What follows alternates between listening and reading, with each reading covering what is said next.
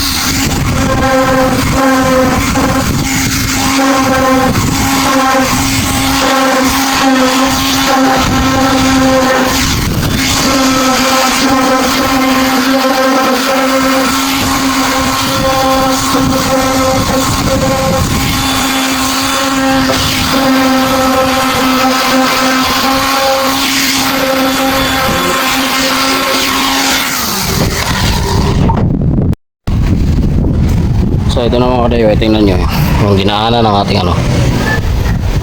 ating powerhouse na pangliha. Tanggal na yung mga kalawang. Kailangan tanggalin natin yung mga kalawang na yan bago natin applyan ng pintura para hindi naman masayang yung ating pintura. Kasi kapag hindi matanggal yan ay talagang uusbong din yan, tutulak niya ang pintura pataas. Ito kanina gawa na ito ng kapatid ko, kaso meron pang mga natitira kaya pipinisin natin.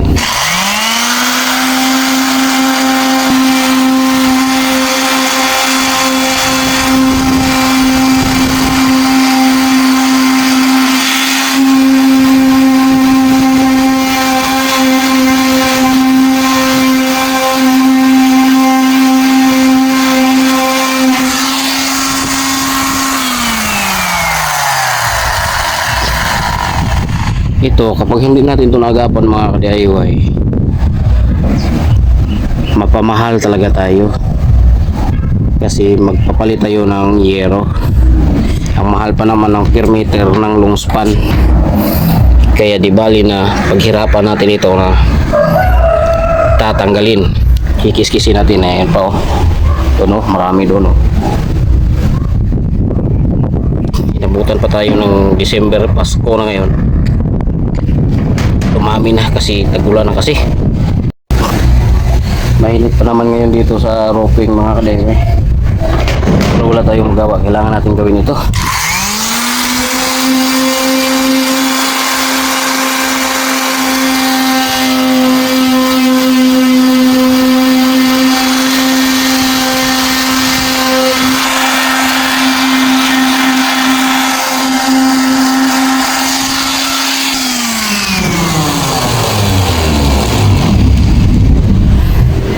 Tingnan nyo dito mga ka-DIY. Ayan o, tingnan nyo dito mga ka-DIY.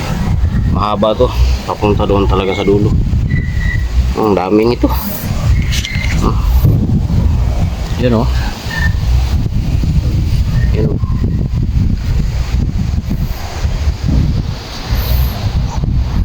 Grabe talaga mga ka-DIY. Kaya bilisan ko na ito mga ka-DIY.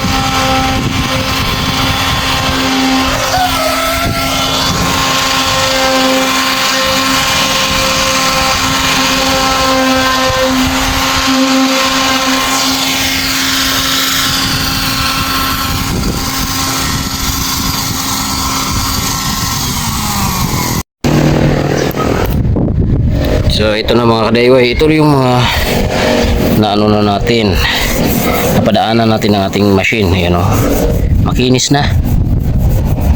Okay, mabilis lang talaga kapag may machine tayo mga kadayway. Yan, natapos na natin. Yan, mabuti na lang at hindi pa malala masyado itong mga kalawang dito. I-check ko po agad ito. Uulitin pa natin ito. Ito po ang ginawa ng kapatid ko kanina. Mano-mano lang po yung ginawa niya dito. Hindi niya ginamitan ng machine.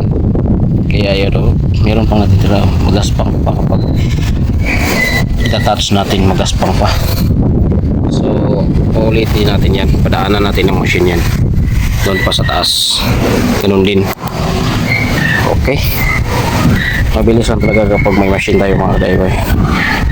Ito, you know, iba na talaga yung may kalawang na yan, nangingitim. Ito dito katabi niya wala pa, hindi pa contaminated ito, kaya maputi.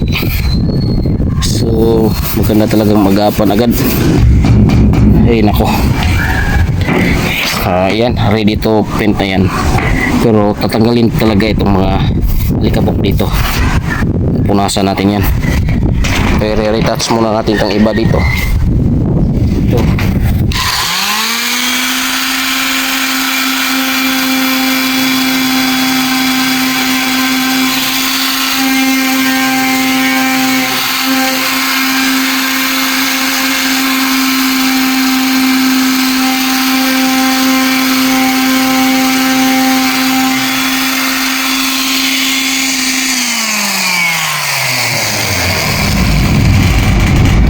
Ayan, kita ko sa inyo, hindi na ito magaspang. So wala na, matanggal na talaga yung mga kalawang na kumakapit dito. Kaya makinis na yan. Ito rin, ganun din gawin natin.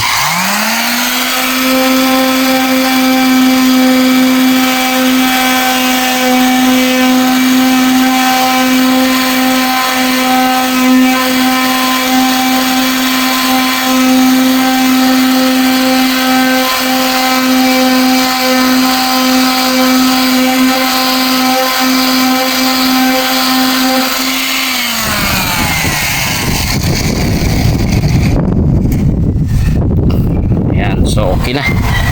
Tingnan nyo, ito talagang hindi pa contaminated maputi, nangihitim pa talaga itong contaminated na. Pero kapag matanggal natin yung mga kalawang dyan at saka lagyan natin ng metal primer, mas stop na po ito, hanggang dito na lang po siya, hindi na po ito tatakbo kung saan. Okay, at i-share ko din sa inyo ito, kapag maglagay kayo ng thick screw kagaya nito, nilagyan ito ng sealant kasi nasobrahan po ito nasobrahan po na pag ganun talaga, nadiinan talaga masyado, kaya nilagyan na lang ng sealant. Kasi kapag paangatin pa po ito, oo, aangat itong thick screw, pero ito ay nayupi na po, ay hindi na talaga. Pwede mo yung paangatin ulit doon sa ilalim, sundutin. Kapag nandito ka na sa itaas, susundutin mo po ba yan? Kaya yun na lang, ilalagyan na lang ng mga sealant yan. Okay.